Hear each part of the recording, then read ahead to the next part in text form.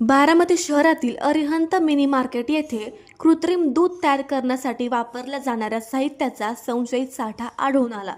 त्यानुसार अन्न व औषध प्रशासनाच्या तक्रारीवरून बारामती शहर पोलिसांनी 8 जणांविरुद्ध अन्न सुरक्षा आणि मानके अधिनियमासह अन्य कलमान्वये गुन्हा दाखल केला.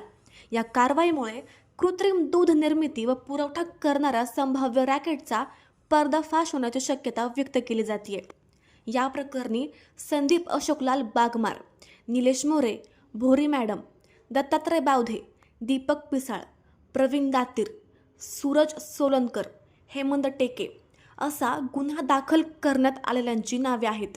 या प्रकरणी अन्न सुरक्षा अधिकारी संदीप दिगंबरराव शिंदे यांनी फिर्याद दिली.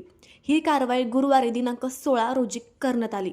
फिर्यादीनुसार राज्यातील विविध भागात कृत्रिम दूध तयार करून त्याचा पुरवठा होत असल्याची गोपनीय माहिती अन्न व औषध प्रशासनाला मिळाली होती. त्यानुसार बारामतीतील अरिहंत मार्केट येथील आस्थापनाची तपासणी करण्यात आली.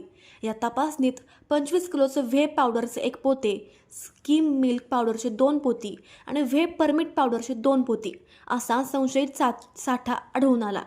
तपासणी दरम्यान आस्थापनाचे मालक संदीप अशोकलाल बागमार यांच्याकडे संबंधित साहित्याची विक्रीची कागदपत्रे मागवण्यात आली.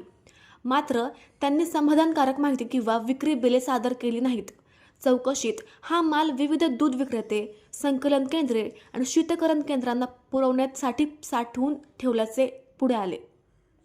तपासादरम्यान या साहित्याचा पुरवठा व विक्री साखळीत गुन्हा दाखल झालेल्या अन्य 7 जणांना दिला जात असल्याचे समोर आले.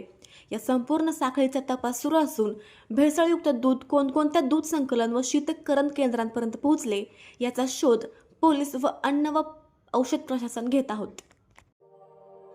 अशाच नवनवीन बातम्या पाहण्यासाठी बारामती वार्तापत्र चॅनलला लाईक करा, शेअर करा, सबस्क्राईब करा आणि बेल आयकॉन प्रेस करा.